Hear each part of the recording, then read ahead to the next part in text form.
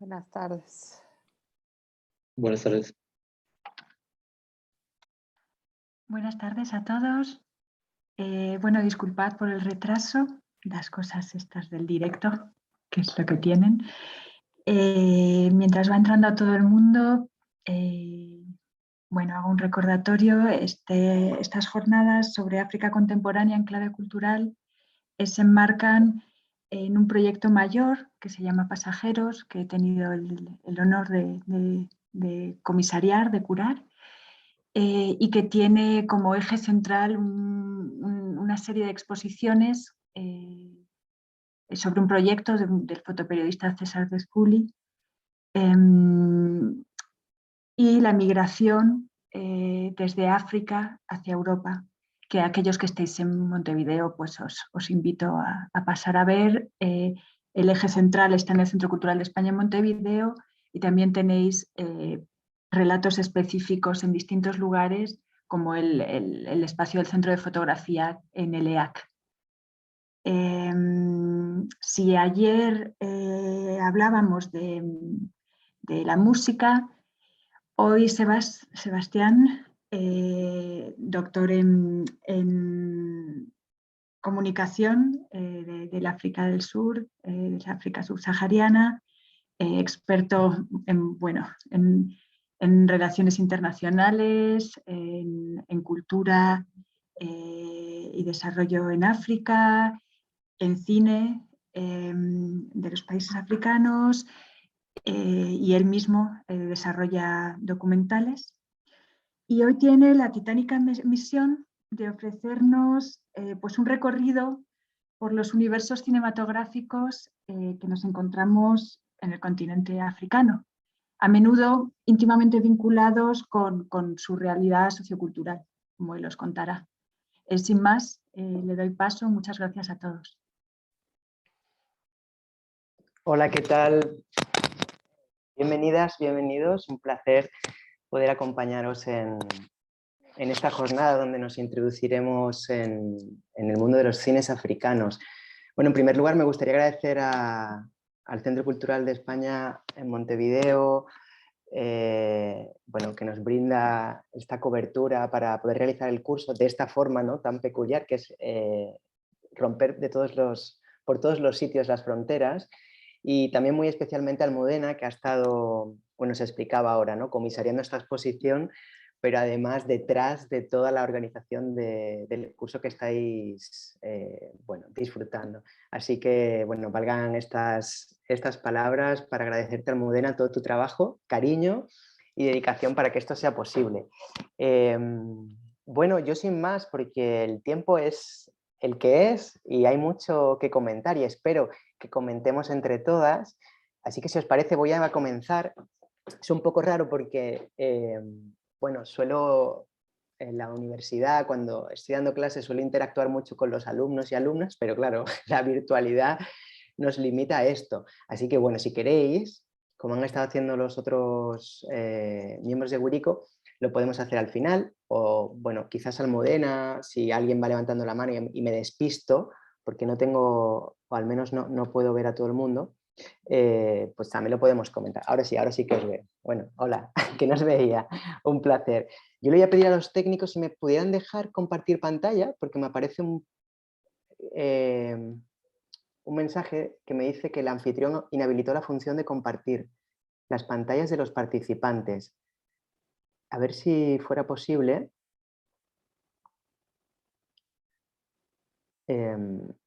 Bueno, igualmente, no sé, podemos esperar un minutito.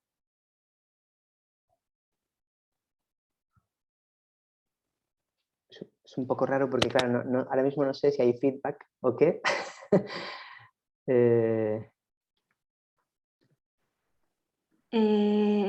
Seba, te lo tienen que pasar en breve, porque ayer también se lo hicieron con Vane, así que... Vale, entonces lo que hago es que espero. No tardará en habilitártelo. Ah, vale. El técnico del Centro Cultural. Creo que ya está. Me dicen que ya está. ¿Puede ser? Microsoft PowerPoint, supongo que compartir. Quizá su pantalla. A ver si ahora... Sí, ya estás como coanfitrión, ahora ya deberías poder. Voy a ver.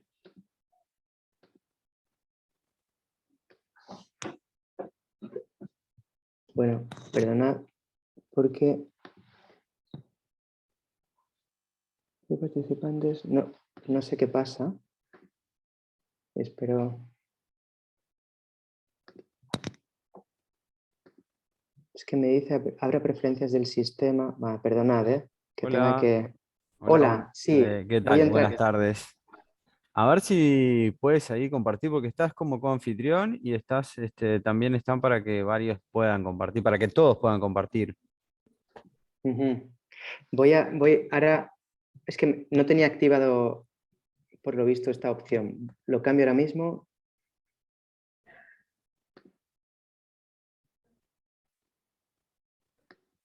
A ver si ahora... creo que tengo que salir y volver a entrar.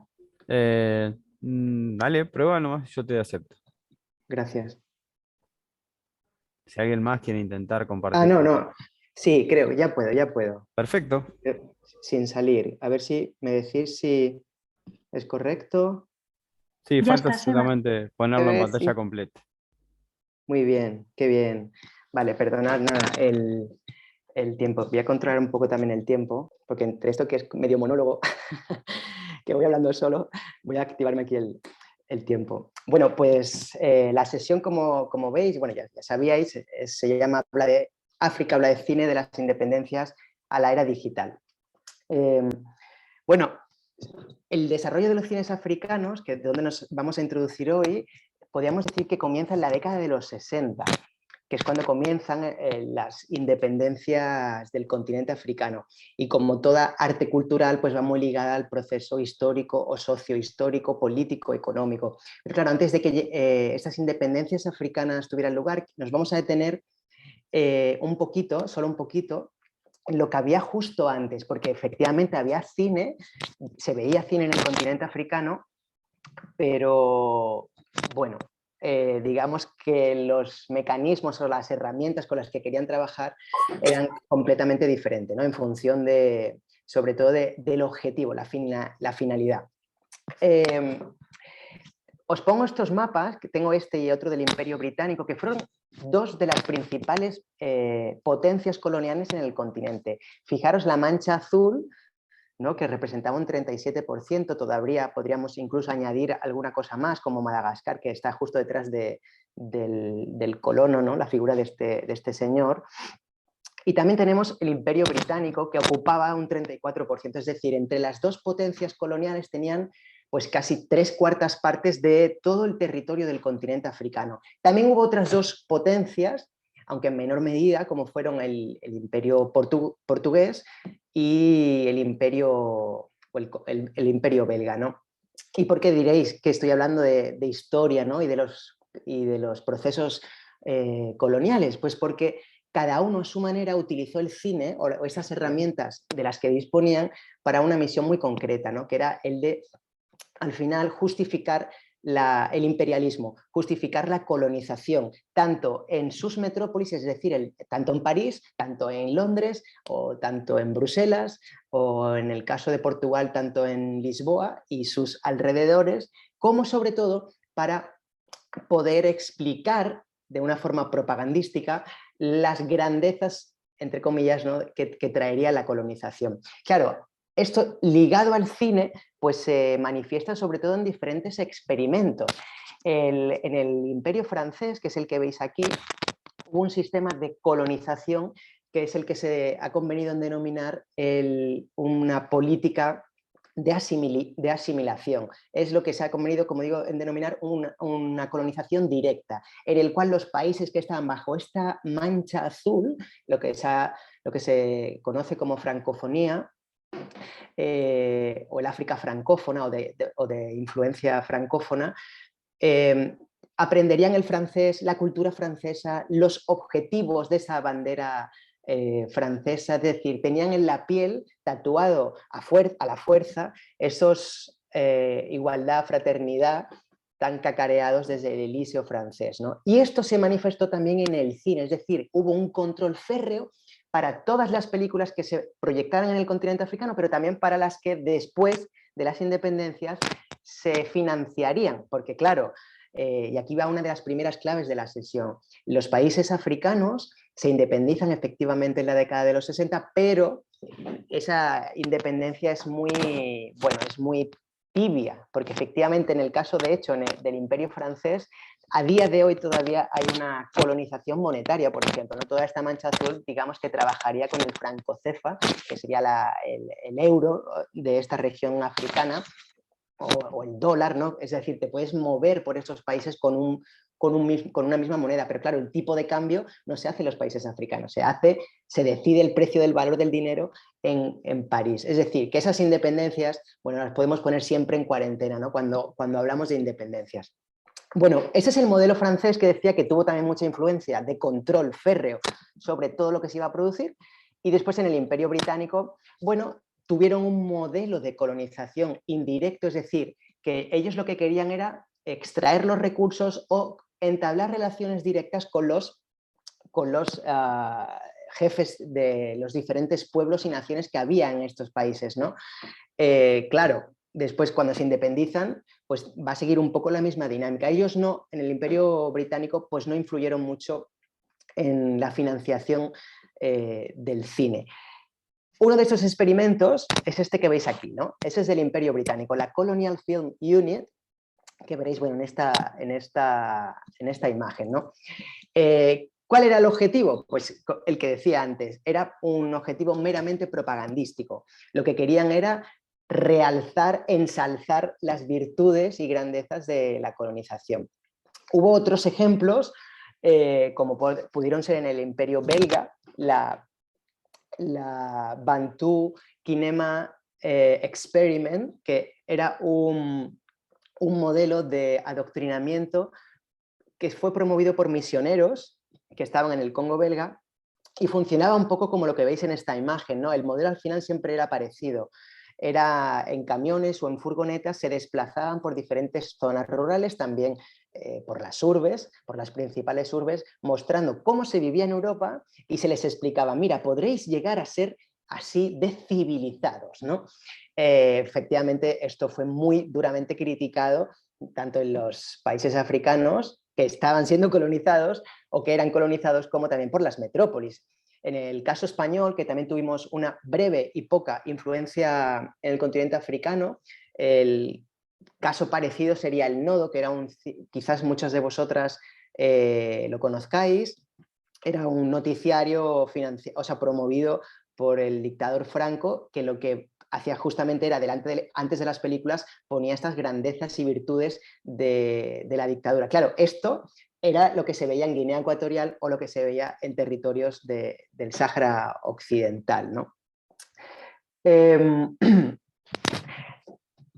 Nos ponemos ahí casi en la década de los 60, que es cuando, digamos, irrumpe la cinematografía africana, y pongo esta imagen que es preciosa. No vamos a poder ver todos los vídeos que yo quisiera por falta de tiempo, pero me he valido de estas imágenes que al menos por sí misma hablan, ¿no? Esta imagen tiene mucho valor. ¿Por qué? Porque en los años 60 o incluso 50 y 60 nos encontramos en plena Guerra Fría. Es decir, Estados Unidos y la URSS, por un lado Estados Unidos y por otro la URSS, ¿no? Que se peleaban o pugnaban por ganar territorios en Asia, en América Latina y sobre todo en África, ¿no? Esos patios traseros. Ya muchas de vosotras, ¿no? Conocéis perfectamente de qué os estoy hablando.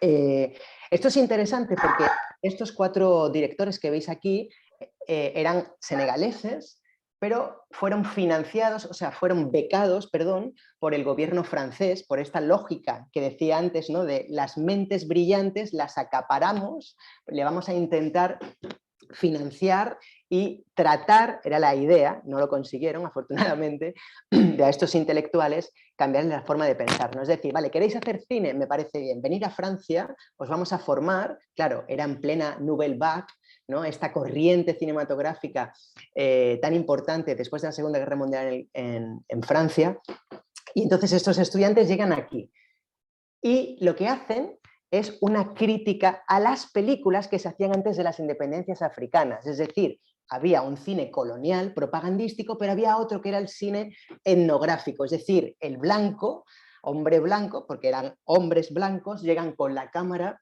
a una zona rural, ponen la cámara fija y una voz en off explicará o tratará de contextualizar qué está ocurriendo, ¿no? Como si los africanos y las africanas fueran simplemente objetos. De hecho, toda la producción cinematográfica que tienen lugar antes de la década de los 60, si os fijáis, los africanos y africanas eran puramente o formaban parte del decorado.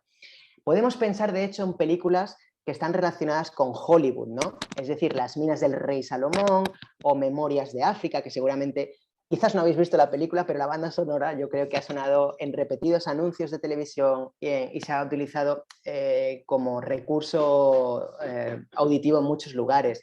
Pero tenemos desde hecho Tarzán, toda la saga de Tarzán, bueno, todas estas películas, o Las nieves del Kilimanjaro, que estoy viendo ahora mismo el cartel, ¿no? Todas estas películas sí, se grabaron en África porque era este decorado de escenarios salvajes, de personajes primitivos, que entroncaba mucho con la idea del siglo XVIII y siglo XIX, ¿no? Tenemos que justificar la colonización. ¿Cómo lo hacemos? Diciendo que son subdesarrollados, que son inferiores y que efectivamente tenemos que llegar nosotras, bueno, en este caso nosotros los hombres blancos, a salvar a los y a las africanas. Volviendo a esta imagen, ellos lo que hicieron, como decía, era una crítica porque hicieron lo mismo que estaban haciendo directores de reconocido nombre como pueden ser Jean Rouch, es el etnógrafo por excelencia francés y que marcó un poco la tendencia, que muchas de sus películas, sin lugar a dudas, son películas críticas y que abordan la dureza de la colonización francesa, pero ellos hacen lo mismo, se van a París, bueno, estaban en París, como digo, estudiando, ponen la cámara y observan cómo interactúan, viven estos parisinos, ¿no? En concreto parisinos. Así que no nos vamos a detener mucho, como digo, muchos vídeos, pero sí al menos que podáis anotar este nombre, que son películas, todas las que vamos a ver hoy, que podréis ver o los trailers o podréis ver los propios nombres. Pero sin lugar a dudas, ahora sí que llegamos al momento cumbre, que sería en el año 1963. ¿Qué ocurre? Pues que se estrena esto que tenéis en la pantalla, ¿no? Borom Sarret. Borom Sarret se considera la primera película cinematográfica rodada en el continente africano. Es verdad que hubo antes otras propuestas fílmicas, sobre todo venían de Egipto, o incluso en Sudáfrica. Sudáfrica, ya sabéis que se independizó en la década de los años 20 y después vivió todo el periodo de apartheid, ¿no? Pero digamos que entre Sudáfrica y Egipto son como dos islas de producción cinematográfica. El resto del continente, sobre todo el África al sur del Sáhara, coge como referente esta película, Borom Sarret. ¿Por qué es importante? Os preguntaréis. ¿Por qué la pongo aquí, no? ¿Por qué selecciono Borom Sarret? Pues porque, como digo, es la primera película realizada íntegramente por un elenco de actores, actrices, guionistas, cámara, el director, todo el equipo era africano. Es una película de Senegal, por lo tanto, si recordáis la imagen primera que os ponía de esa mancha azul, es una película que el guión, pasó la censura. La pasó, pero como el gran Buñuel, ¿no? Que el año pasado se cumplían 100 años de su nacimiento, a veces la censura permitía cosas y a veces la grandeza de estos directores y directoras era sortear, ¿no? De forma sutil elementos que pudieran ser censurados. Pues la elijo porque es un punto de referencia y además porque aparece el idioma Wolof, que es de forma sutil, que es una de las lenguas mayoritarias, más allá del 90% en Senegal. Y también aparece una voz en off. La voz en off sí que es en francés. ¿Por qué? Bueno, pues esto que decía, ¿no?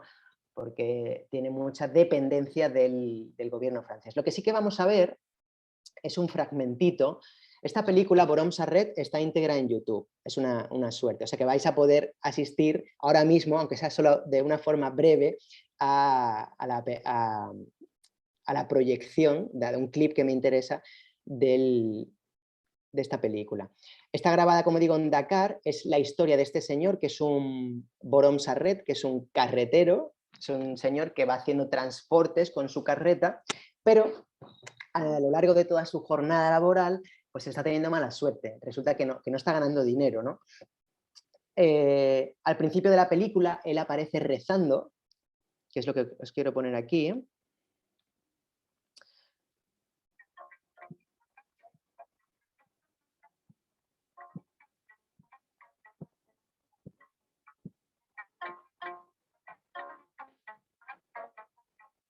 Pense ainsi et que Dieu t'accompagne et pense que nous n'avons rien pour nous. Merci pour ton souhait. De verdad que si tuviéramos tiempo, os dejaría disfrutar de esta joyita. Os traigo hoy muchas joyitas, ya veréis. Pero bueno, la voy cortando, os introduzco algunos elementos de análisis y que quizás os puedan después servir, ayudar o bueno, profundizar cuando la veáis en casa tranquilas. Pongo esta escena primera, es maravillosa porque aparece él rezando. Bueno, la primera imagen es una mezquita, me la he saltado, ya os pido perdón, pero ya la veréis. Y de la mezquita aparece este señor que es el protagonista que reza.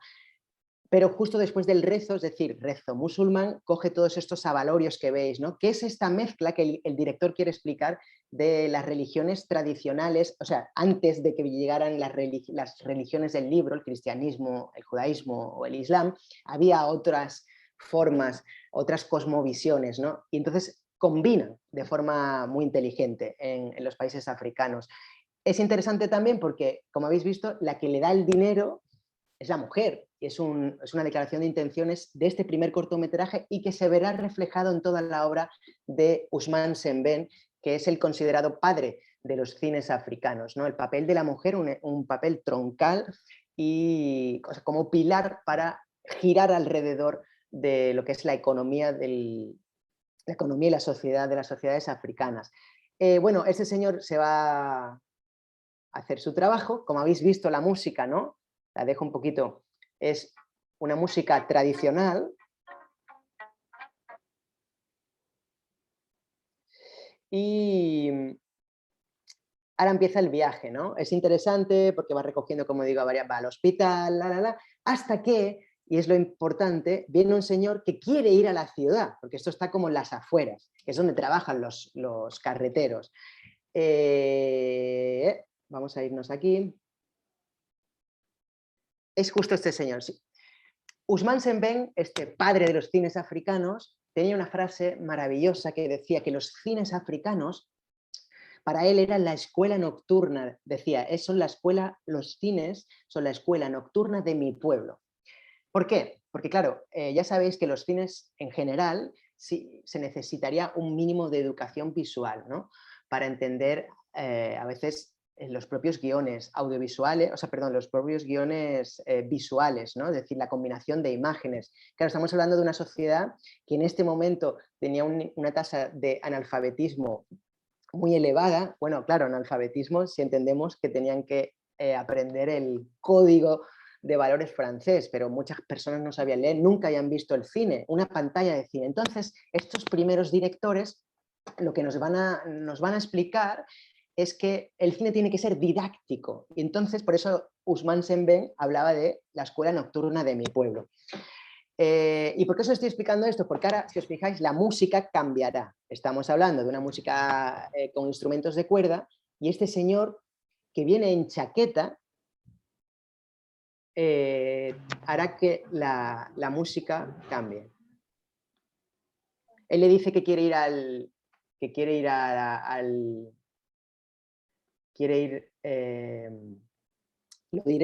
la ciudad y él le dice que no puede, que lo tiene prohibido. Entonces le dice, no te preocupes que te voy a pagar.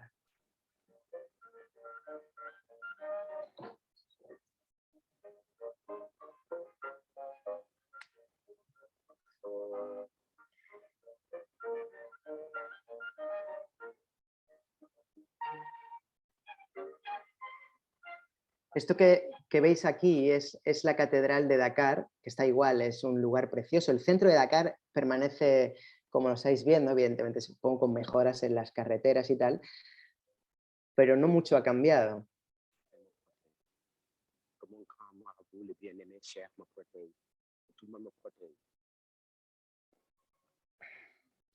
¿Os habéis fijado? Él habla del marabú. El marabú son los líderes espirituales, religiosos, que digamos que estarían bueno, en el borde con el Islam, ¿no? Es decir, es parte de la religión tradicional. Como os decía antes, ¿no? Es un guiño del director. Me interesa justo aquí.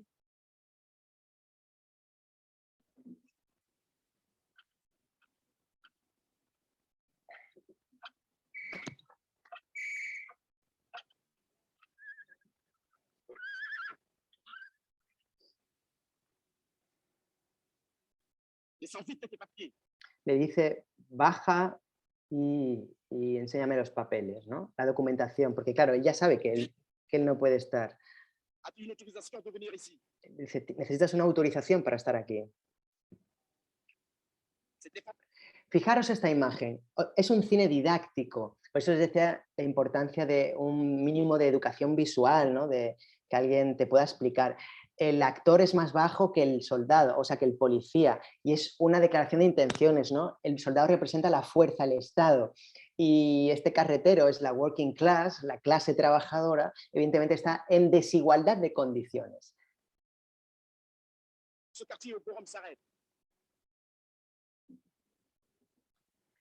Oh, perdonad, justo lo quise parar y me salté. Bueno, habéis visto, ¿no? Al coger los papeles, esta es la imagen que me interesa. Al coger los papeles le ha caído algo, ¿no? No sé si lo habéis podido observar. Ese algo es una medalla, otra declaración de intenciones. ¿Por qué una medalla? Pues porque hubo muchos africanos que estuvieron luchando en la Segunda Guerra Mundial contra el fascismo en el continente europeo.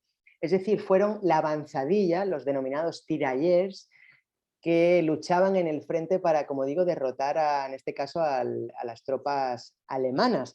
Y claro, fijaros la imagen, qué potencia, ¿no? Las chanclas, el zapato, la bota, ¿no? Lo que representa, y ese puño que en este momento histórico representaba mucho, ¿no? Porque puede ser la fuerza del trabajador, pero sobre todo una expresión ideológica muy afín al socialismo. Esta es la clave que quiero que mantengáis en esta primera década de los 60, ¿vale?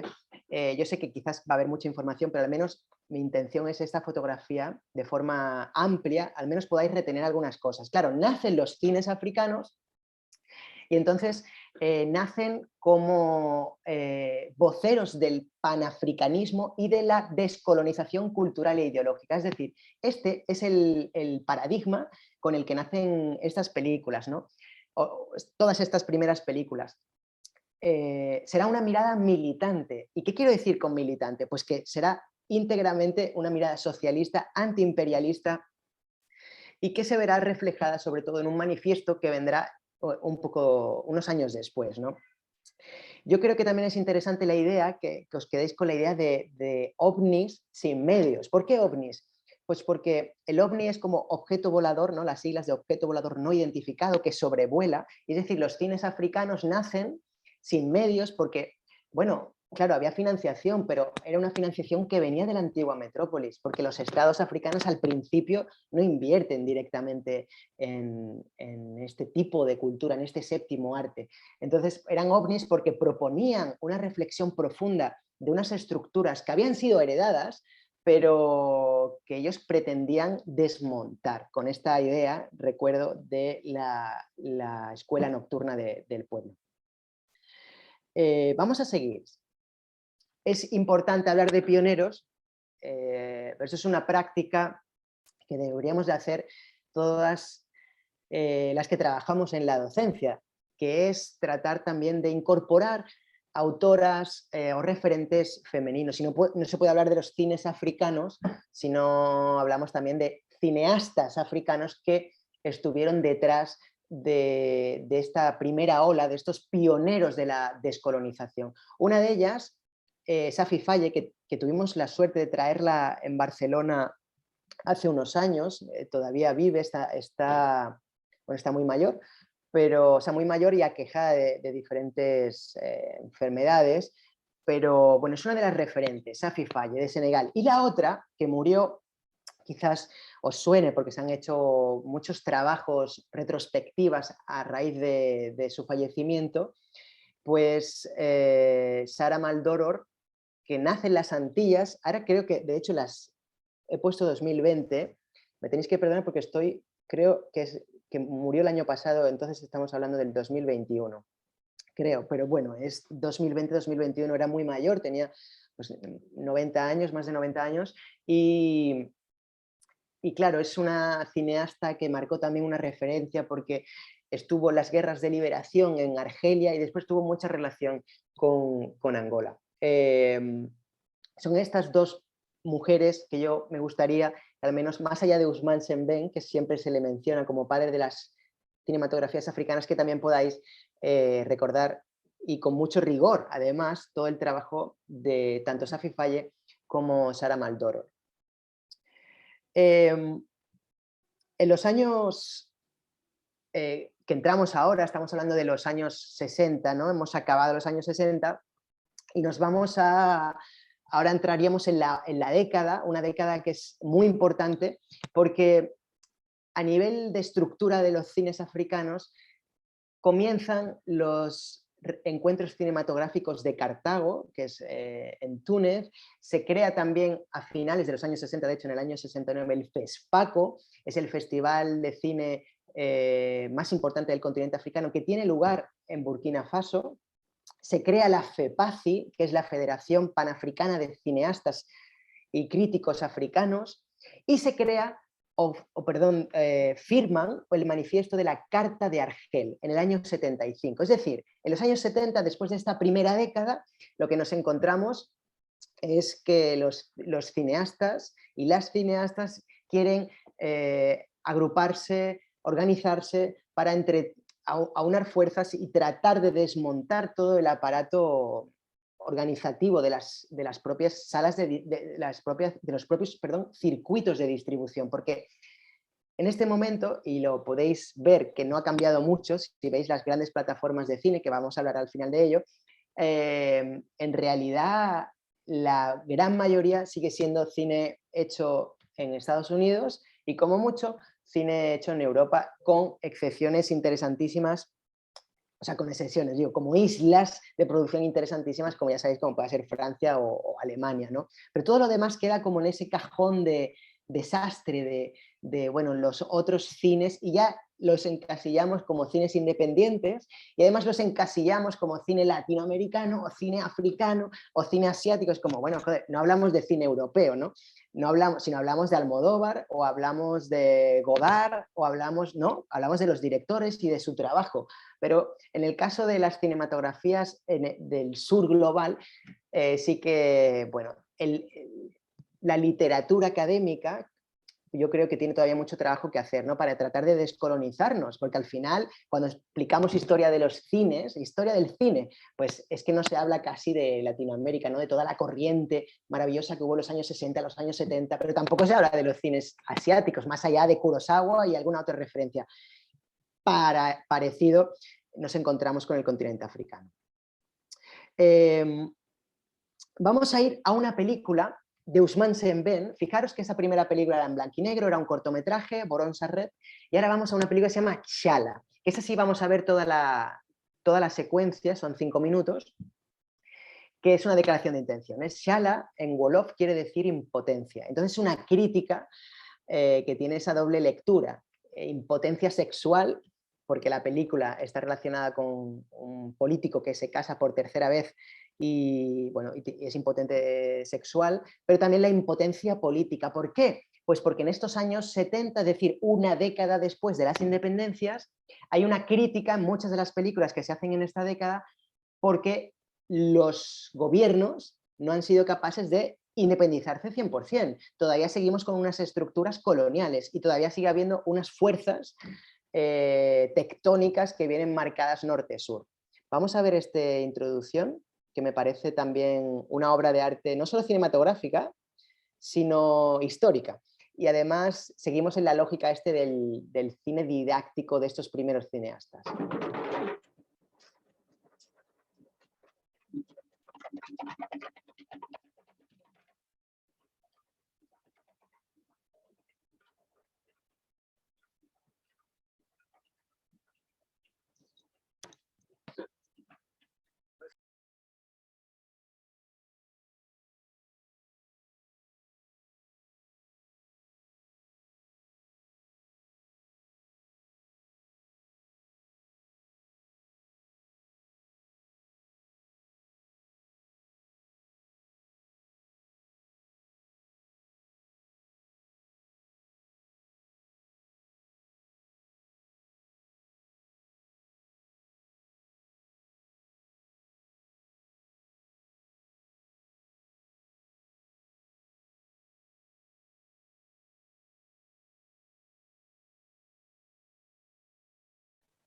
No se escucha nada.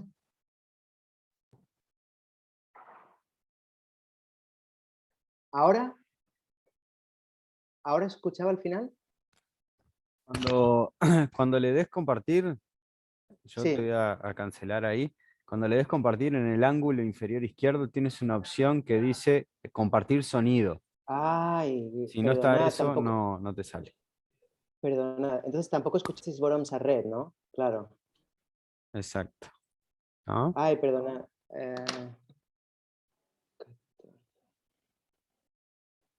Pues mi burbuja. A ver, si me podéis confirmar, por favor. Sí, perfecto. Sí, ahora sí.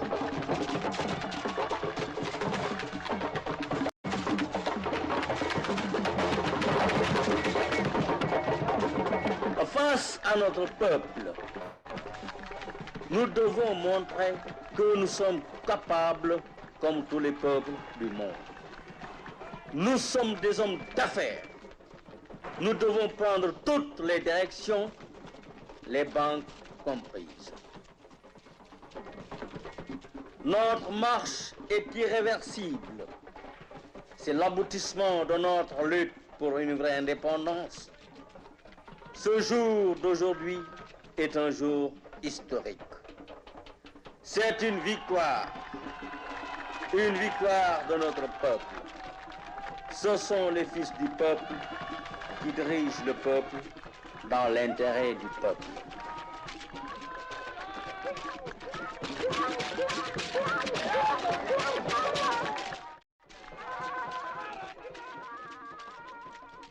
Voy a bajar un poco el volumen porque tampoco no tengo claro ahora, no os he preguntado, ya os pido disculpas si controláis inglés y francés porque son las dos lenguas que aparecen en el vídeo. Pero bueno, como veis, un grupo de políticos ha tomado la Cámara de Comercio y bueno, estaban explicando que era un día histórico porque esta es la única vía, la vía del socialismo africano para cambiar las estructuras, ¿no? Un poco por resumirlo. Y sigo, ¿no? Además, porque fijaros que ya la música no es de fiesta, de hecho ya no hay música y también no deja de ser un guiño, ¿no? Es decir, todo lo que fue fiesta, esa fiesta de las independencias, pues se ha convertido en una especie de entierro velatorio. De hecho, ahora vienen los soldados, o sea, la policía política, la policía, reprimiendo a esa población que hace no mucho estaba festejando. Los que aparecen ahora, o sea, los mismos que estaban dentro, ¿no? Es esta historia de las puertas giratorias, ¿no? que tanto aparecen en los medios, de políticos que legislan a favor de empresas, pues bueno, es esto un poco.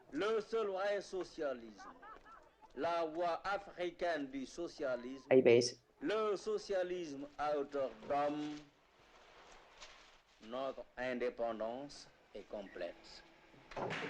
Fijaros que ellos hablan ahora de la independencia es completa, pero han cambiado completamente el vestuario. Esas ropas tradicionales que llevaban al principio y que les auparon al poder, a la presidencia, la han cambiado. Ya tendrían atuendos más típicos de Occidente, ¿no? En este caso, con trajes de fiesta, o sea, de fiesta de chaqueta. Esta secuencia, como digo, es del año 75 Y bueno, es toda una declaración, ¿no? del mismo director que veíamos antes, de Ousmane Sembène. Estos maletines... Baja un poquito el audio de la película porque apenas se te escucha. Vale. Ahora... Bueno, ¿me escucháis ahora? Es que se escucha muy alto la película, entonces te solapas. Ah. Vale. Bueno, igual los maletines lo que tienen es bueno, no sé en qué lugar, pero los maletines están repletos de dinero, ¿no? Es decir, echaron a los franceses, a estos franceses que estaban gobernando, los colonos, ¿no? Y después vuelven un poco con otra lógica, pero con un mismo patrón de dependencia. Pero seguimos. Estos son los años 70 y me gustaría presentaros a otro director senegalés. Si os fijáis, Senegal tiene, podéis intuir, tiene una trayectoria cinematográfica, es de los países o el país con una trayectoria cinematográfica más amplia. Por lo tanto, los ejemplos son numerosos, pero hay otros países, ¿no? Pero sí que os he seleccionado también este director senegalés, Mambéty, porque él marca una tendencia dentro de estos pioneros de los cines africanos, ¿no? Que eran predominantemente antiimperialistas, con un marcado tinte socialista. El Mambéty lo hará, pero de una forma completamente artística, ¿no? Es decir, dejará a un lado ese cine didáctico de imágenes donde el espectador, aunque no haya visto cine, las va a entender de forma fácil porque vas a escuchar músicas que te van a hacer asociar la imagen. Pues Mambéty esto, digamos que no, bueno, no lo veía tan necesario y apostaba por otra serie de planos, ¿no? Vamos a ver una secuencia que es el primer orgasmo femenino en pantalla, o sea, en el cine africano, para que veáis que es la misma época donde estábamos viendo Shala, que es del año 75, pues en ese marco pues aparecerá esta película que es Tuki Buki, que también la encontraréis en internet, y que, bueno, vais a ver esta imagen sensual, sugerente sobre un orgasmo femenino. Fijaros que la protagonista, que se llama Anta, va vestida como un hombre, va rapada. Es decir, también es como tratar de desmitificar la figura de la mujer, que el propio cine etnográfico de Jean Rouch de los años 40, de los años 50, se había cansado de mostrarnos, ¿no? Mujeres con los pechos desnudos, llevando cubos de agua. Pues de repente Mambéty le dice, no, vamos a ponerla con otro atuendo. Es una persona, o sea, es una protagonista de hecho que va a la universidad y que está fuertemente politizada.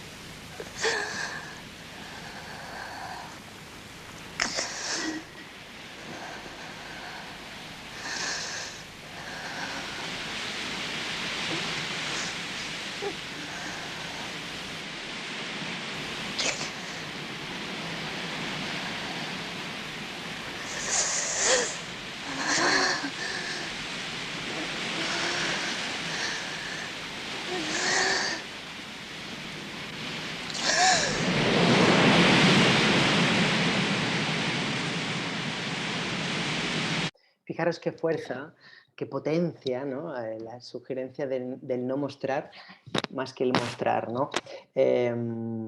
Seguimos en esta década de los 70, con donde yo creo que hay otro punto clave histórico, que es la descolonización de esas potencias, perdón, esas potencias que estaban bajo la influencia lusófona, ¿no? Bajo Portugal. Sabéis que fueron las descolonizaciones más tardías, y igual que en los primeros años, los colonos, las metrópolis, tanto Francia como Inglaterra, hemos visto esos ejemplos, os explicaba, ¿no? De utilizar el cine como arma propagandística. En el caso de Mozambique, que es ese país que tenéis al lado de la figura del colono, pues hubo un presidente de corte marxista que se llamó Samora Machel, que por cierto todos los presidentes, hombres de hecho, pero todos los presidentes que tuvieron un carácter socialista, con sus diferentes amplitudes, fueron o tuvieron un final trágico, ¿no? Fueron asesinados o les dieron un golpe de estado, o en el caso de Samora Machel murió accidentalmente, dicen, en un accidente aéreo, es decir, el avión explotó. Así que todavía a día de hoy no se sabe qué pasó, pero imaginamos, suponemos y especulamos que fue asesinado, ¿no? Este modelo de Samora Machel es muy interesante a la hora de hablar de los cines africanos, porque él tuvo un marcado carácter de un político en la presidencia que quería utilizar sí o sí el cine. Y hizo un proyecto en el cual vinieron tanto Rui Guerra, que era un brasileño que después de toda la época del cinema novo brasileño llegó a Mozambique, y también incluso el propio Godard, Jean-Luc Godard, tuvieron un encuentro en Mozambique a nivel creativo y ayudaron a desarrollar el Instituto de Cine Mozambicano y sobre todo el proyecto Kusha Kanema, que es parecido a lo que hicieron los británicos, es decir, hacer informativos para proyectarlos en diferentes lugares de Mozambique, con el mismo modelo, ¿no? El mismo modelo, que era una furgoneta, vamos a poner las cámaras, las pantallas y vamos a ir a esas zonas un poco remotas para explicar, claro, era la gran empresa que tenía Samora Machel, que era explicar que ya los portugueses habían marchado y que ahora éramos todo un mismo país, que ahora vamos a hablar de conceptos como socialismo, como operarios, ¿no? Como lucha de clases, que hasta ese momento pues nadie les había hablado. De hecho, conceptos como el internacionalismo. ¿Y cómo vamos a explicar todo esto al pueblo? A través del cine. Hay un documental muy interesante que se llama Kusha Kanema, el nacimiento de una nación, y que vamos a ver este fragmentito. As imagens de país. Moçambicanos, operários, camponeses, combatentes, povo moçambicano, em vosso nome, às 0 horas de hoje, 25 de junho de 1975, o Comitê Central da Frelimo proclama solenemente a independência total e completa de Moçambique, sua Constituição em República Popular de Moçambique. Fijaros, ¿no? El poder que puede tener, o que podía, y bueno, y todavía tiene, el cine. En este mismo año, en la década de los 70, bueno, no año, en la década de los 70, como digo, estamos viendo como una creatividad en diferentes escenarios del continente, pero sobre todo esta otra opción que era más abiertamente política, ¿no? El instrumento, o sea, instrumentalizar el séptimo arte para fines políticos. Os traía también este ejemplo, que ya nos enmarcamos más en la década de los 80, es decir, 60, un cine abiertamente político, ¿no? Medio festivo, porque nos acabamos de independizar, pero abiertamente político. Años 70, uy, cuidado, vamos a hacer un cine crítico, porque después de una década no nos han cambiado muchos los patrones. Y también introducimos en esa variable de los años 70 elementos de creación puramente de autor, como hemos visto, ¿no? Ese organismo femenino, pero también elementos más políticos como cine propagandístico. Los años 80 es muy interesante porque lo que se apuesta es por una vuelta al pasado, a los orígenes, es decir, vamos a salir de la crisis en la que nos encontramos como estados africanos, pero volviendo al pasado, a esos grandes imperios anteriores a la presencia de los colonos. Y hay grandes ejemplos, y os traigo este de Sarraonia, que habla, es una leyenda, de una princesa que, bueno, que le hace frente al imperio francés. Y es muy interesante justamente por esto, ¿no? Contraponer que en los años 80, es decir, 20 años después, la opción de independencia con estructuras burocráticas y tal no nos sirve. Tenemos que volver, o al menos explorar esos otros caminos.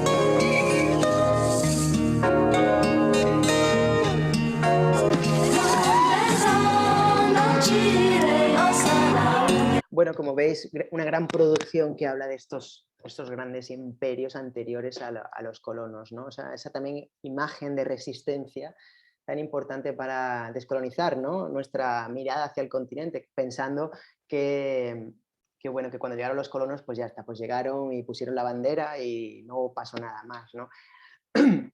Ahora, acabamos los años 80, nos adentramos en los años 90, y yo creo que el punto clave de los años 90 es la aparición de las posibilidades abiertas por el vídeo digital.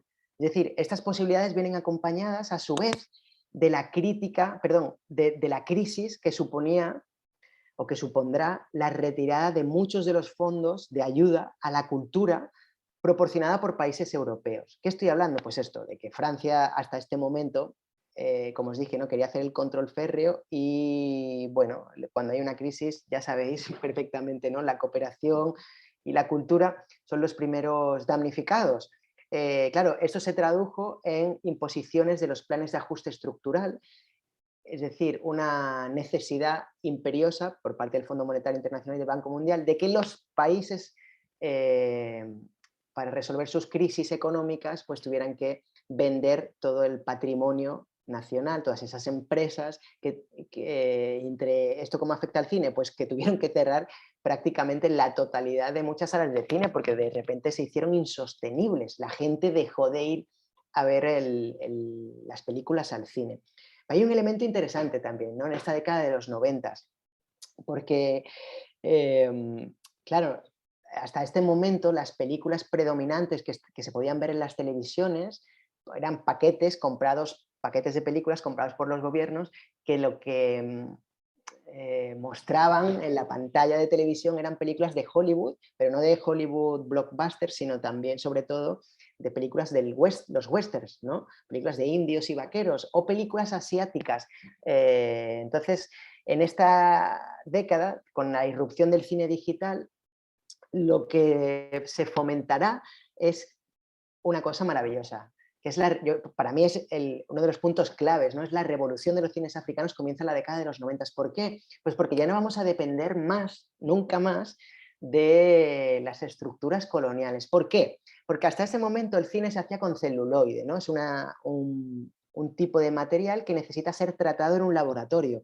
¿Dónde estaban los laboratorios? Pues os podéis imaginar, en Londres y París principalmente. Es decir, además de que los fondos venían del norte, el proceso seguía yendo hacia allá. Una vez que terminabas el proceso de la película, tenías que enviar los rollos de celuloide hacia el norte y después volvían, ¿no? Es decir, era un triángulo perverso. Con el cine digital, ese triángulo se convertirá en un círculo. ¿Por qué? Pues porque yo cojo mi cámara, grabo, lo pongo en mi ordenador, edito y después lo subo o lo grabo en un DVD. En este momento, claro, no, todavía no había nacido YouTube y que lo vamos a ver ahora, pero la idea es bueno, yo creo que maravillosa, ¿no? Es decir, a partir de ahora voy a producir mis propios guiones y nunca más voy a depender de estas ayudas del norte. Bueno, nunca más, evidentemente no. Pero el caso excepcional o de libro de estudio es el que tiene lugar en Nigeria. Allí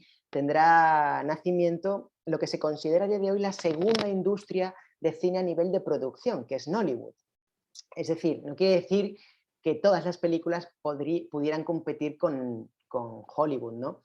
No, pero sí a nivel de producción. Eran películas, hasta en esta primera década, o en estas dos primeras décadas, o sea, 1990 y también los 2000, donde el presupuesto era muy bajo, donde los actores, muchos de ellos no son profesionales, los guiones muchas veces son improvisados, y con 5 o 6 mil euros se podía realizar una película.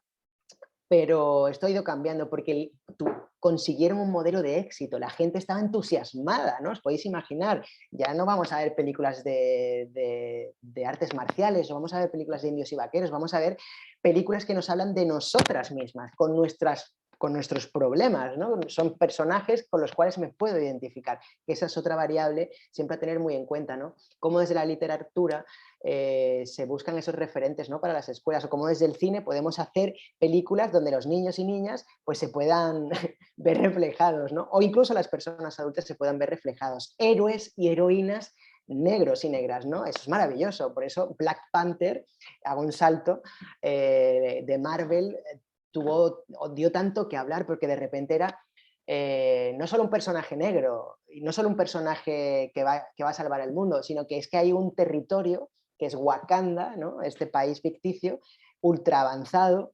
y que es como la leche, ¿no? De hecho, todos los países, los grandes imperios, aparecen en la película donde están, o sea, Occidente teme y admira con celo a este gran imperio, ¿no?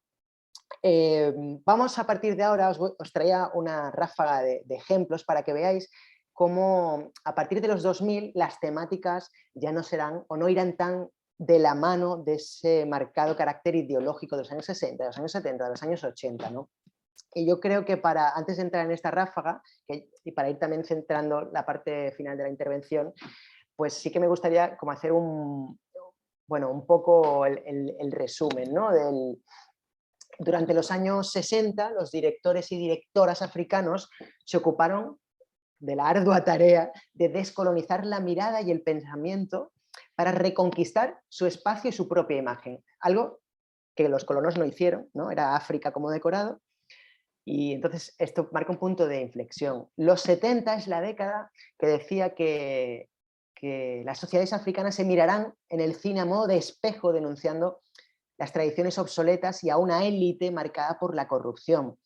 Temáticas también recurrentes en las obras literarias, como mañana os hablará Carlos, de autores tan reconocidos como Chinua Achebe o el premio Nobel de literatura del año 86, Wole Soyinka, el nigeriano Wole Soyinka. En los años 80, una vez asumido el desencanto de las independencias, el cine, como hemos visto el ejemplo de Sarraonia, volverá al origen de la tradición africana, consiguiendo además reconocimiento internacional. ¿Por qué? Porque serán los primeros premios de los grandes festivales de cine que empezarán a fijarse en los cines africanos, ¿vale? Os traía, por ejemplo, ejemplos como este de Sudáfrica, que se llama Test. Voy a quitar... espero que se me escuche, le he bajado el volumen, donde lo que veis es una chica blanca, pero empobrecida, joven y además que ejerce la prostitución. De repente, la directora sudafricana Jenna Bass lo que hace es darle un giro, ¿no? Porque nuestra mirada hacia Sudáfrica de repente era la población negra y el apartheid, pero también es muy interesante esta mirada porque, claro, nos muestra a una población blanca que no son siempre los ricos, ¿no? Y los que tienen o manejan el cotarro, sino que en este caso es una población blanca empobrecida. Y aparecen también una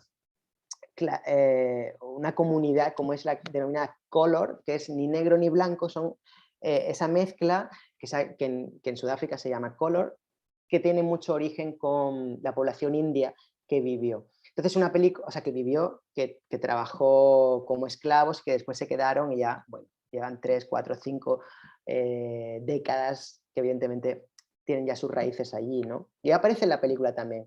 Se habla de aborto, prostitución y una juventud sin futuro. Vamos a hablar de una película ahora para que veáis, ¿no? Esta ráfaga tan Perdona, diferente. ¿cómo se llama esta película? TESS, T-E-S-S. Esta película que vamos a ver a continuación, el tráiler, se llama Historias de nuestras vidas. Es una película keniana que a día de hoy sigue siendo prohibida y que aborda la temática del LGTBIQ+. Os traigo dos ejemplos. ¿Por qué? Pues porque también hay un punto de activismo en muchos artistas, cineastas africanos que deciden apostar y poner su vida en riesgo, o al menos su futuro laboral, y apostar por producciones que saben que son muy comprometidas. Les salva el apoyo internacional y que saben que son temas que muchas veces en sus países no se van a ver, pero se van a ver fuera y quizás la prensa internacional se haga eco, ¿no? Como pasó con una película keniana que estuvo en Cannes, que es Rafiki, que es una historia, un Romeo y Julieta contemporáneo, porque la historia es de dos chicas lesbianas, pero he decidido traeros otro ejemplo, quizás menos conocido, porque muestra, como el nombre dice, ¿no? Historias de nuestras vidas, diferentes historias LGTBIQ, lesbianas, transexual, gays, y además la historia de los gays en esta película es preciosa porque es una historia, son como pequeñas historias que se enmarcan en el ámbito rural. Entonces también como toda la complejidad de construcción de la masculinidad en un ambiente rural en Kenia. Vamos a ver simplemente unos...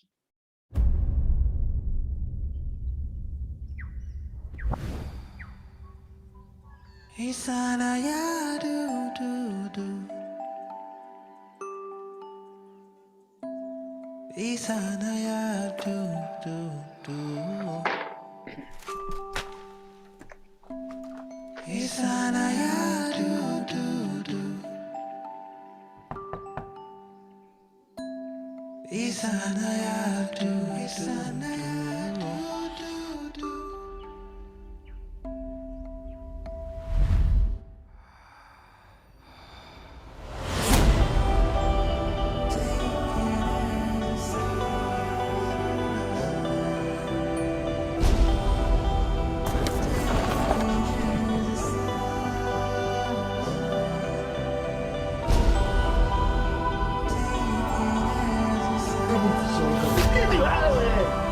Bueno, perdonad que os deje con el caramelo tan en la boca, yo os pido perdón, pero bueno, como son los trailers, es para intentar acabar este paisaje visual, ¿no? Audiovisual. Ahora nos vamos a otra película, o sea, tanto la otra, tuve la suerte de estar en el estreno en Kenia, que de hecho el estreno no os penséis que fue en el cine, como podéis imaginar, porque está penado con cárcel la homosexualidad, sino fue en el jardín de la Embajada de Suecia, de Suiza. Ahora, bueno, en el jardín de una embajada europea en Kenia, ¿no? Digamos que estaba protegido.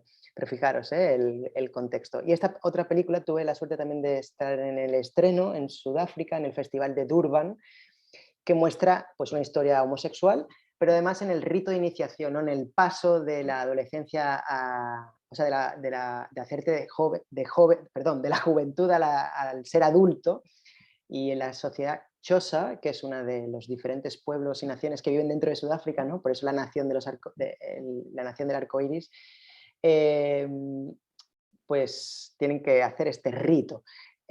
Vamos a ver el ejemplo, o sea, el tráiler, que de hecho ha sido no subtitulada, sino doblada al español y que quizás todavía la podéis encontrar, fue pasada en salas de cine, de hecho. ¿Cómo se llama? Gracias, sí, porque no lo había dicho. La herida. En inglés de Wound, W-O-N-D.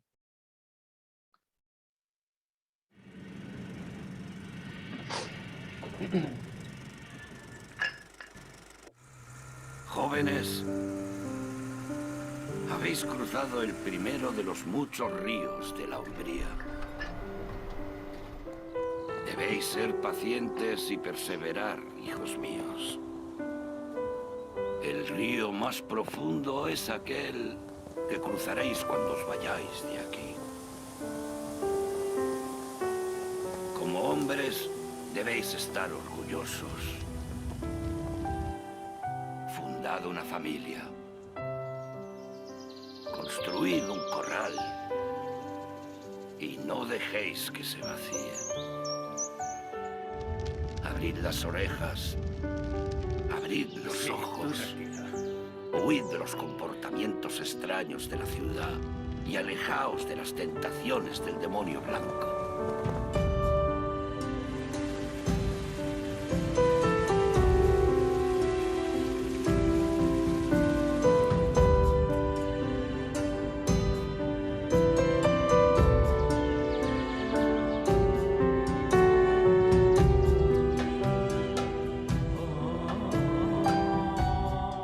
¿Qué ves en él?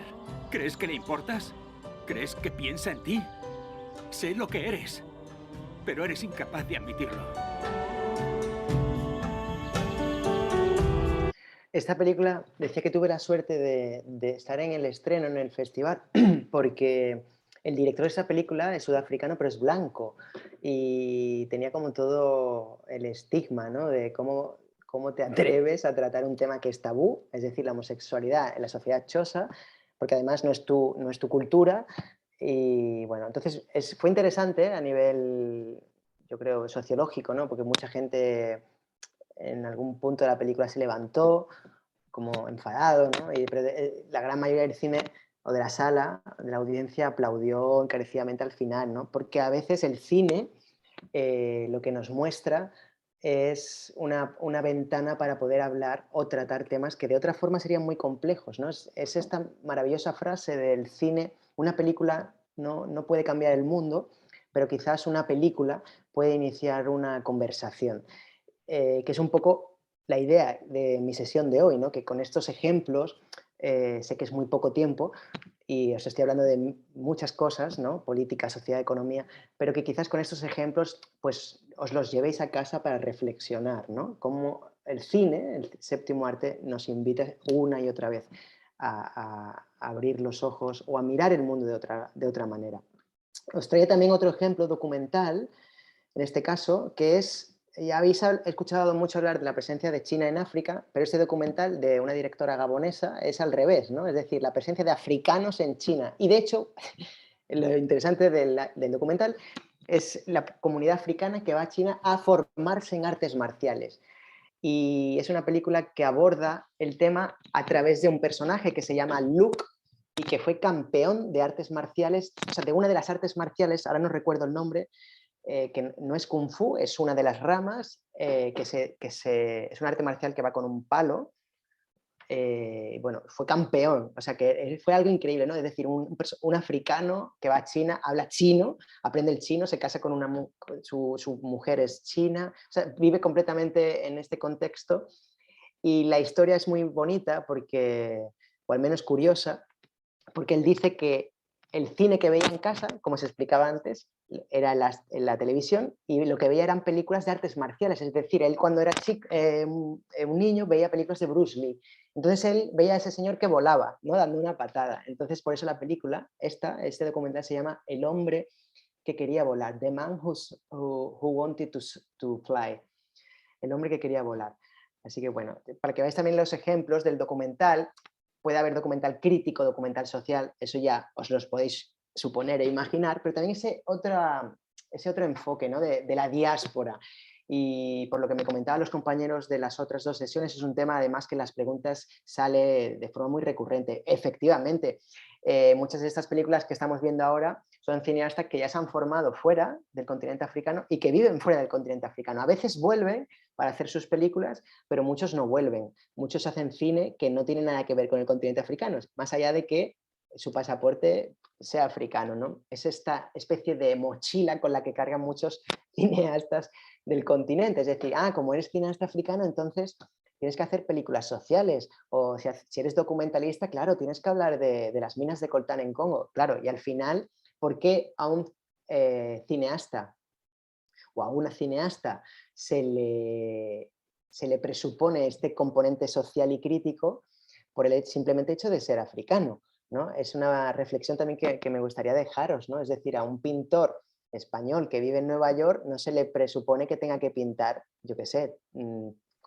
motivos relacionados con la tauromaquia o con la paella, ¿no? Es que sería absurdo, porque si él es un pintor, él es un artista, pero en el caso de los africanos y africanas, pues es como que esa etiqueta, ¿no? Clac, eres africano, tienes que hacer una cosa determinada. Os traía ejemplos de series que podréis encontrar en YouTube. Esta se llama Shuga, S-H-U-G-A, S-H-U-G-A, tal como suena, Shuga, que es la fonética de sugar, ¿no? Y es una serie patrocinada, como veis, por la MTV y que apuesta por hablar del virus VIH-Sida. Y os la traía porque lo que aparece en esta serie es una África que no estamos acostumbrados o que no aparece en las películas de Hollywood, ¿no? Donde sí se habla de África, que es la noche, la fiesta, la juventud que se enamora, que es infiel, que tiene relaciones sexuales, que va a las discotecas a bailar. Esta imagen es la que presenta. Hii story ya maboy wa Gear 5, mademu fly, teremsha zit for fly, za Friday night, love, lust, broken trust, stories are bright light. Bueno, es un ejemplo de series, Shuga, os la recomiendo. Hay otra que no os la traía, pero os la comento, que se llama An African City, en Willy, como hemos hablado de ella, que es una especie de Sexo en Nueva York y en la cual muestra, de nuevo, habla de la diáspora, es decir, un grupo de amigas donde una de ellas se fue a estudiar fuera y vuelve. Pero claro, vuelve y ya no es la misma, evidentemente, ¿no? Cuando viajas ya cambias, ¿no? Y entonces, bueno, son pues esto, treintañeras que hablan de sexo, que hablan de trabajo, de amor, en un contexto pues de clase media africana. Claro, para acabar, hablamos de 3 grandes plataformas como Netflix, hablamos de Vimeo, y hablamos de YouTube, ¿no? Como la propia serie de Shuga que os mencionaba está en YouTube, y la de An African City, una ciudad africana, también la encontraréis en YouTube, y ya de hecho tiene varias temporadas, ¿eh? Ambas series tienen varias temporadas.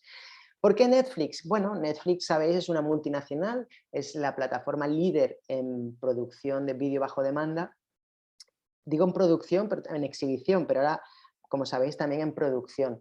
Y bueno, ha encontrado acertadamente para los que estudiamos los cines africanos, pues todo un nicho de mercado. Claro, no pensemos que Netflix es una ONG, ¿no? Y que de repente Netflix lo que quiere es ayudar a los cineastas. No, lo que Netflix quiere hacer es buscar un nicho de mercado traducido en audiencia, buscar consumidores. Entonces están apostando fuertemente por contenido africano porque quieren adentrarse en el continente. Esa apuesta la podemos ver en esta producción, que los que estéis suscritos a Netflix la podréis ver, que fue el premio del jurado de Cannes. Mati Diop es una cineasta senegalesa, que de hecho es la sobrina.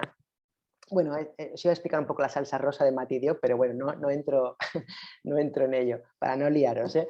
Pero bueno, esta película, como digo, una vez que ganó el premio, Netflix la compra y la podéis ver. Habla de la migración, o sea, del que se va, pero también sobre todo el que se va aparece poco en el guión, pero sobre todo lo que se habla es de los que se quedan esperando a estos que se han marchado, ¿no?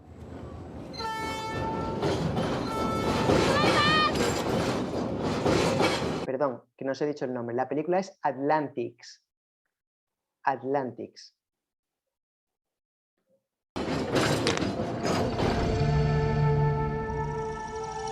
Est-ce que xam nga ni da nga war a marié wu dans 10 jours ak Omar ci kanamu yàlla. Maria man dama bëgg Souleymane.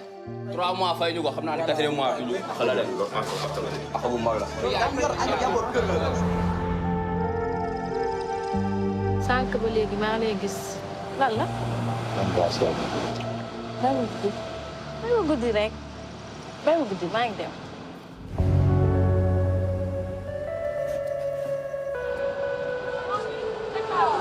Ada xale góor yi dem na. Lan? Xale góor yi dem nañ géej jël nañu gaal Souleymane Cheikh ñoom ñëpp dem nañ.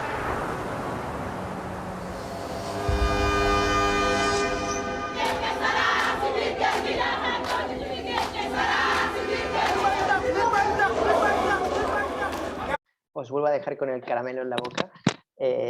Atlantics habla de la realidad de los que se quedan y sobre todo del mundo. Es una película con mucha carga de clase social, ¿no? De todo la dificultad que tiene la clase joven. Ya sabéis que es el continente con más juventud y además, bueno, que hay falta de empleo. Entonces es el abuso del empresario y la respuesta de los trabajadores y en este caso las trabajadoras también.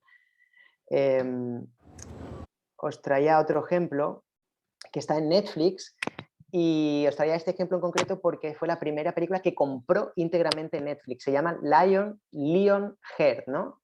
Corazón en inglés, Lionheart, que es una directora, o sea, la realizadora es una directora nigeriana y la protagonista es esta que veis que hereda la empresa del padre, que es una empresa de... Bueno, hereda a marchas forzadas porque el padre tiene una empresa de autobuses y sufre un ataque cardíaco y entonces tiene que asumir la empresa. Entonces aquí ¿de qué se habla? Pues de una mujer empresaria y que tiene que enfrentarse a la sociedad patriarcal, ¿no? Es una película muy interesante y que muestra también diferentes realidades. Quizás para alguien que no sepa nada de Nigeria pasa por alto, pero bueno, las diferentes realidades en el norte y el sur del país, ¿no? El sur cristiano, eminentemente cristiano, con sus diferentes ramas de cristianismo, y en el norte musulmanes. Entonces también es interesante porque se mezclan estas historias. Y es otro de los ejemplos. Esto es Nollywood, que ya os explicaba antes que Nollywood tenían un presupuesto minoritario, que los actores y actrices no eran profesionales, pero hay un porcentaje de películas en este paraguas que se llama Nollywood, la industria cinematográfica de Nigeria, que sí que tienen financiación, que sí que van a los festivales de cine y que sí que incluso tienen el Star System. ¿Qué es esto? Pues el lugar donde actores, actrices, cineastas en general, pues tienen espacio, ¿no? O sea, son famosos, salen en las revistas, salen en los periódicos, dan entrevistas. Entonces, bueno, es toda esta industria generada alrededor de Netflix. Ay, perdón, de Netflix. Alrededor del mundo del cine. Os traía ejemplos para ir acabando, como este de Array, Array es la compañía, es de un cineasta, convertido a cineasta que viene del mundo del hip hop, que es Blythe the Ambassador, y que tiene ya estoy acabando, ya os aviso, que tiene esta propuesta cinematográfica muy sugerente, porque es una propuesta eminentemente poética, bañada de música, y que se llama El entierro de Kojo, The Burial of Kojo, y también la tenéis en Netflix. That's strange to believe.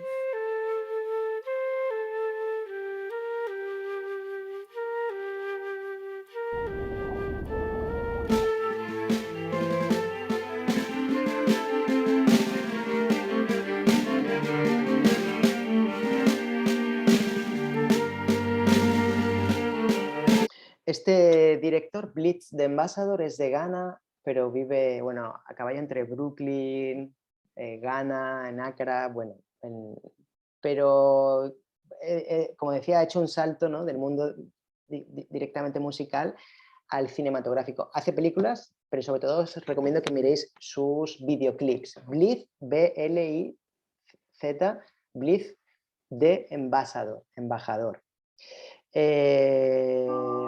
Tenemos apuestas con Vimeo, es decir, los cineastas utilizaron, o sea, Netflix es una plataforma... Repite otra vez el nombre. Sí, Blitz, B-L-I-Z, voy a escribirlo yo aquí para no...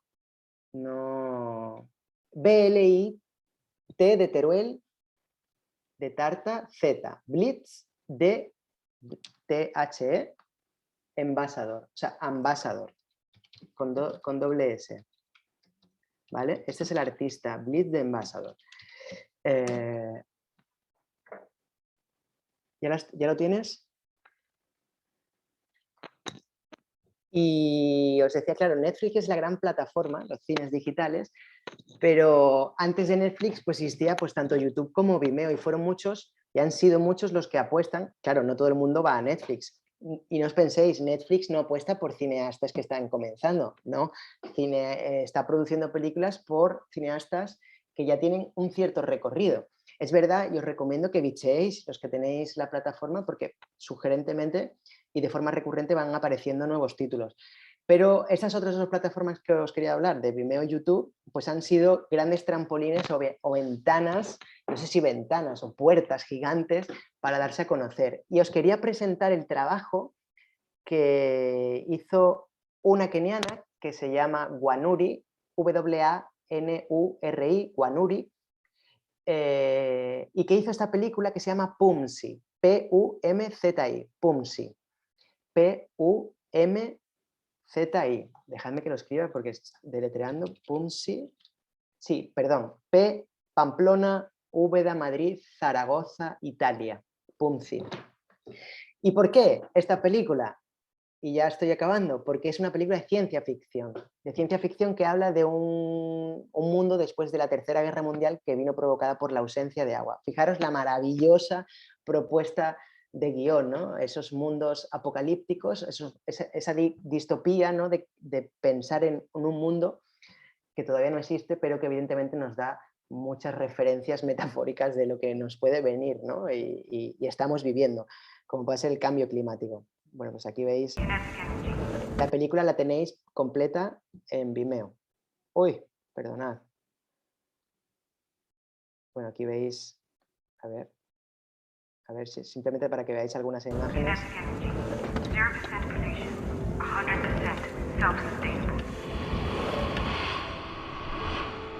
I found the perfect soil sample and planted the mighty seed. It's growing. The one you sent. The box with no... De verdad que os la recomiendo, es una película del 2008 que ya tiene muchos años, pero que sigue siendo lamentablemente tan actual. Y digo lamentablemente porque el escenario es un poco desolador. Esta otra película es del 2014, también es afrofuturista, se llama Afronautas, es de Zambia y lo que nos muestra es un proyecto real que hubo en el primer gobierno independiente de Zambia de enviar un cohete al espacio, ¿no? Y entrenar a astronautas que no eran evidentemente astronautas, pero de hecho fue un profesor que se prestó para hacer este experimento. Afronautas, también la tenéis en Vimeo. Y bueno, y de YouTube os traía... Esta también es Afronautas también.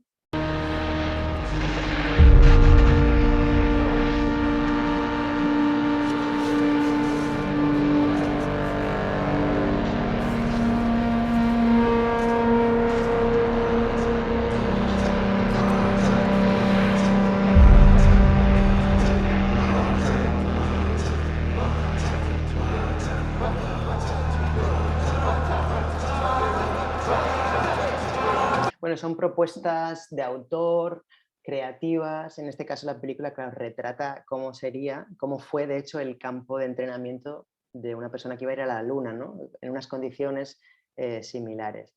Así que, bueno, esta sería un poco la propuesta que os traía, este abanico tan amplio de películas africanas y que podéis, claro, podemos hablar de la historia de los cines africanos. He intentado resumirlo todo lo que he podido, pero que al menos sí que me gustaría que se os quedara esa fotografía, ¿vale? Años 60, 70, 80, al menos ya tenéis. A partir de los 90, sobre todo con la irrupción del cine digital, hay un cambio de giro, pero también, claro, los propios planes de ajuste estructurales a nivel económico, no podemos hablar de cine si no hablamos de la historia que tiene lugar, donde se realizan las películas, pues eso influyó mucho. Y las ayudas culturales se redujeron y los cineastas tuvieron que reinventarse. Poco después, bueno, una década después, este auge de plataformas como Vimeo o YouTube ayudaron justamente a promocionarse. Y de hecho hablamos de campañas, incluso películas que se han hecho gracias a campañas de crowdfunding, ¿no? Campañas de recogida, de micromecenazgos que han tenido mucho éxito, ¿no? Este abanico final que os he mostrado, pues hemos visto películas desde el LGTBI, de ciencia ficción, películas que hablan del amor, a fin de cuentas, que hablan de clases sociales que no teníamos quizás en nuestro imaginario, como la prostitución ejercida por blancos empobrecidos en Sudáfrica, y también propuestas de series que yo creo que es muy interesante, que abordan temas como puedan ser variados, puedan ser la diáspora que regresa y que es clase media, cómo se vive en una ciudad africana. Tiene 3 temporadas, una es en Accra, después se van a Nairobi, y después esta serie de la MTV que hablar del virus del SIDA, ¿no? Y también se rueda cada temporada en un lugar diferente. Lagos, Nairobi, y Accra y Johannesburgo. La podéis, como decía antes, buscar en YouTube. Y bueno, lo más importante para acabar, yo creo es que poco a poco, aunque de forma muy, muy sutil y permitidme que diga lamentable desde mi punto de vista, los festivales de cine van apostando de vez en cuando por títulos africanos. Digo, desde mi punto de vista lamentable porque hay producciones maravillosas, pero son producciones maravillosas que quedan relegadas a los festivales de cines africanos, ¿no? A estos espacios donde gracias a ellos sí que tenemos ocasión de ver y disfrutar de buen cine. Como última frase sí que me gustaría decir que los cines al final no hay que hablar de cines africanos, ¿no? Llegaría el momento en hablar de cine, pero sí, al final una buena película no deja de ser una obra de arte donde el guión habla de un tema que es universal, puede ser el amor, que pueda ser el afán de superación, puede ser el tema de la violencia, diferentes temas, pero cuando una película es grande, ¿no? Pasa a la historia como joya del cine, es porque es esto. Se ha grabado en Burkina Faso, se ha grabado en Vietnam, o se ha grabado en Ecuador, Colombia, Bogotá o incluso Montevideo. Así que sin más, si os parece y todavía tenéis ganas, podemos abrir un turno de preguntas, podemos establecer un debate o, bueno, o comentar lo que necesitéis, queráis, y queda a vuestra disposición. Muchísimas gracias.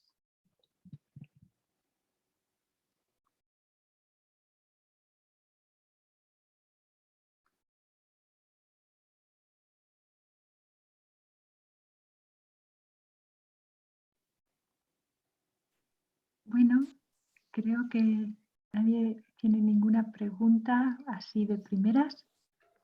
Bueno, adelante, Romina. Hola, Sebastián, ¿cómo estás? Mi nombre es Romina, soy de Uruguay. Me gustó mucho tu presentación porque, bueno, justo es un tema que me interesa bastante, que es el cine, y bueno, y para nosotros los afrodescendientes es muy importante el tema de la representatividad, pero además los temas, ¿no? En mi caso tengo 30 años y esto que habías comentado de African City me interesó bastante porque, bueno, soy una mujer de 30 años. Nada, el aporte en realidad era para más que nada agradecerte, como que me llenaste un montón de información acerca del tema. Lamentablemente la diáspora, sobre todo la diáspora por estos lados, no tenemos mucho conocimiento sobre nuestra madre tierra, como me gusta decirle.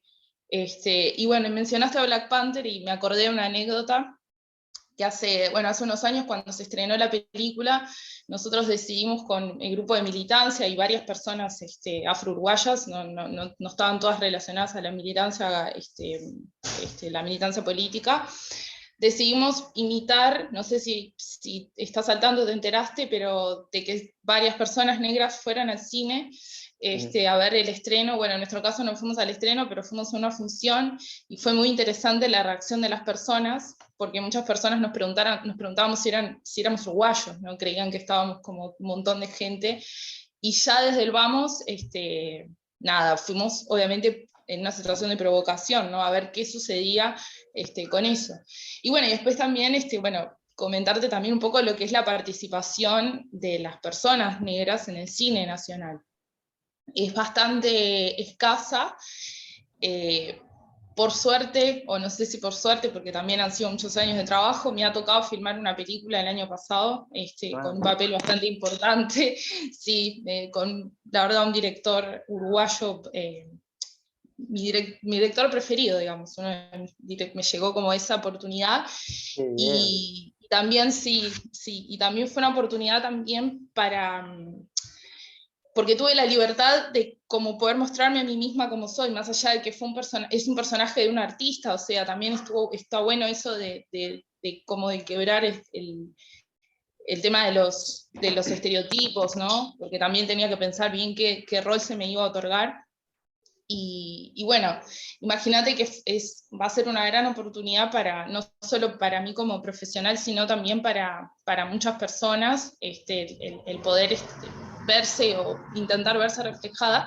Y además que bueno, estuvo bueno pensar también, aparezco de trenzas, estoy con un trenzado, que la persona que me lo trenzó es una mujer negra de acá, entonces digo, aunando a esto que tú decías de la importancia política que tiene el cine, y sobre todo hoy en día donde las producciones cinematográficas o series tienen tanto impacto en la sociedad, ¿no? Desde agarrar imágenes y hacer un meme hasta sentirse identificado con un personaje.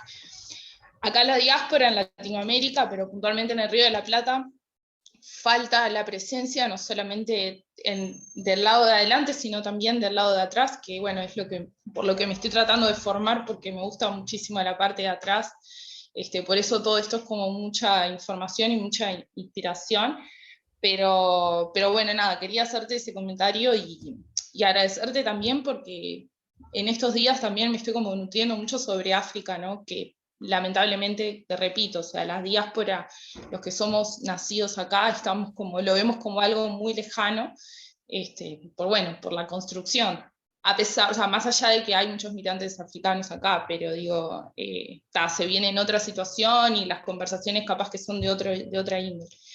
Pero bueno, nada, quería como comentarte eso de cómo está más o menos la situación acá en lo que es el Río de la Plata, en cuanto a la producción y la visibilidad de nuestras historias también. Creo que es algo que falta.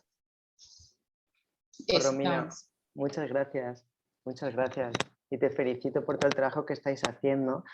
Me gustaría recomendarte, hay un documental que se llama, es un documental que a mí me abrió también la mirada muchísimo, que se llama Tango Negro, porque cuando hablamos de tango, ¿no? Viajamos directamente a Argentina, o bueno, en esta Argentina-Uruguay, pero Argentina ha hecho mucho de esa diplomacia cultural, o bueno, como lo queramos llamar. Pues este documental, Romina, se llama Tango Negro, las raíces africanas del tango.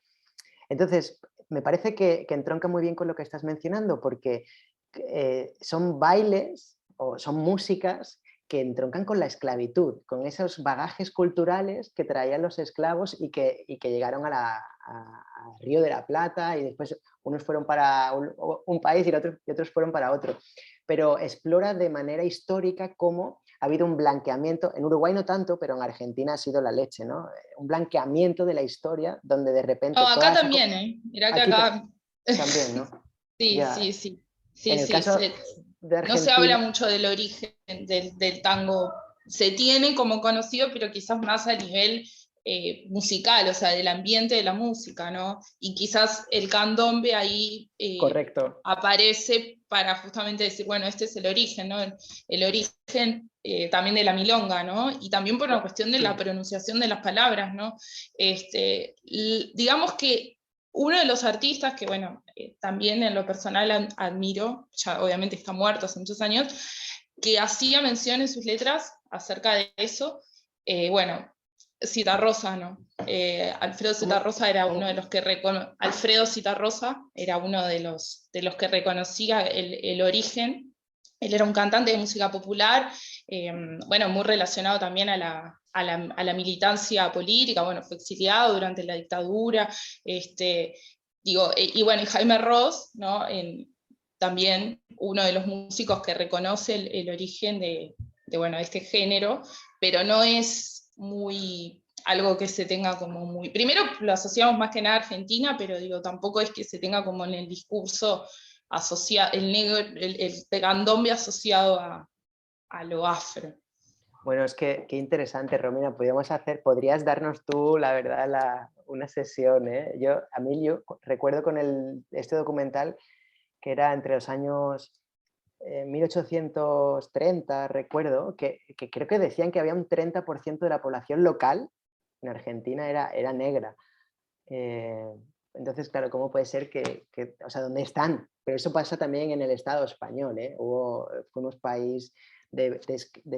un país esclavista y de repente, ¿dónde están esos negros, no? ¿Qué ha pasado? ¿No? Y qué ha pasado en las pinturas que se pintaban. Sí, evidentemente ha habido todo un rastreo pictórico de muchos compañeros y compañeras que tienen el foco puesto en ¿no? En rescatar esta historia invisibilizada. Así que bueno, Romina, muchísimas gracias.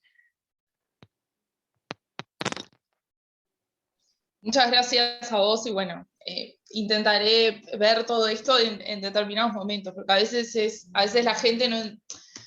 A veces las personas blancas nos llenan como de información muchas veces de, ay, vi tal película, vi esto, y obviamente que hay una identificación de nuestros sentires y de situaciones personales y familiares, y uno a veces tiene que estar emocionalmente estable, digamos, para ver determinadas producciones, porque por más que estemos hablando de este tema de, por ejemplo, la temática LGTB es algo muy interesante que se está dando en África. Yo lo estoy viendo a través de artistas que sigo y que tengo contacto en Instagram, que son personas pertenecientes a la colectividad, pero también, por más que hayan nacido, no sé, en Uganda o en cualquier otro país, hay una identidad. Digamos que lo que nos une es la negritud, y tenemos un pasado histórico que es el mismo, digamos, venimos del mismo lado, y a veces cuando decido ver una película, o a veces digo, esta historia creo que hoy no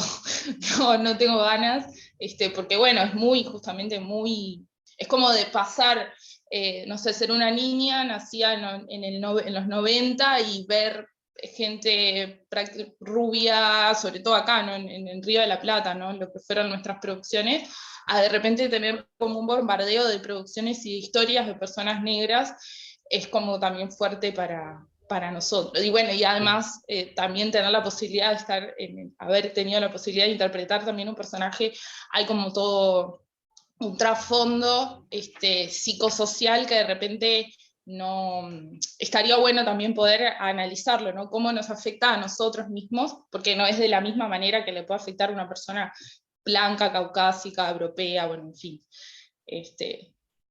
Dejo eso como abierto por ahí, porque ya los trailers a mí como que fue como, me generaron como un montón de cosas pensar, pero aparte además de mucho impacto, ¿no?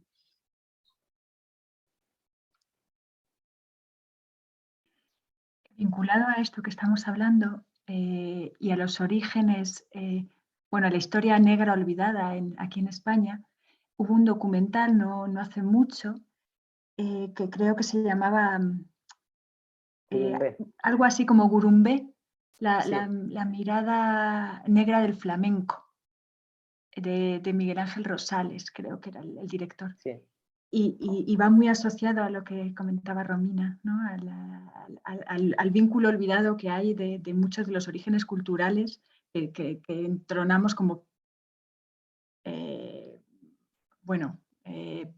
propios, auténticos y locales, y que al final toda la cultura toda fluye, toda viene de muchos orígenes, ¿no?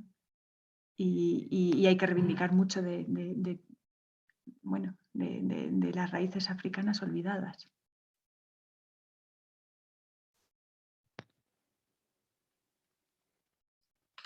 Yo quería, perdonar que acapare otra vez. Tengo el email que os ponía, no sé si, es que ahora no veo. De verdad, si necesitáis cualquier cosa me podéis escribir, ¿vale? No, soy rápido y ágil con los emails, o intento serlo. Sebas, lo que estamos haciendo es pediros que nos enviéis los PowerPoint o las presentaciones para que puedan ir teniéndola como referencia, más allá de lo que vayamos anotando y demás. Sí. Si os parece, como son películas, os puedo pasar un documento Word con los enlaces, porque hay películas que están completas. Sobre todo las películas de las primeras décadas están completas, y muchas actuales lamentablemente también, porque están pirateadas. Pero al menos las películas históricas, que yo creo que, bueno, como habéis visto, ¿no? Sobre todo la de Shala, esta de las puertas giratorias, que joder, que es del año 75, pero es que esto es tan actual, ¿no? Y es una crítica al colonialismo tan potente que sigue siendo actual. Así que bueno, yo os pasaré, más que los trailers, los que estén completos, os paso lo pongo todo en el documento. Estupendo, genial. Bueno, pues si os parece, lo dejamos aquí, damos las gracias a Seba, ha sido un gusto, te escucharíamos horas y horas y horas. Muchas gracias. Es un poco, perdonad, porque esto es como muy unidireccional, no hay nada de interacción. Y es como... Bueno, es que con el tiempo así también tan ajustado, a veces es Ya. como chuparte toda la información posible y bueno. Bueno, Nosotros pues, nos vemos mañana para hablar de literatura con Carlos Bajoerro. Así que nada, muchísimas gracias a todas. Pues nada, muchas gracias. Buenas noches desde España. Muchas gracias. Muchas gracias. Gracias, un gustazo. Gracias, chao. Hasta luego. Gracias, esta mañana. Muy interesante.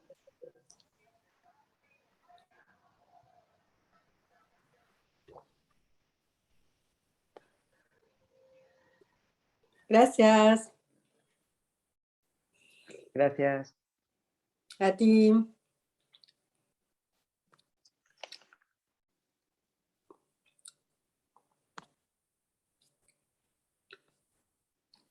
Adeu, Canu.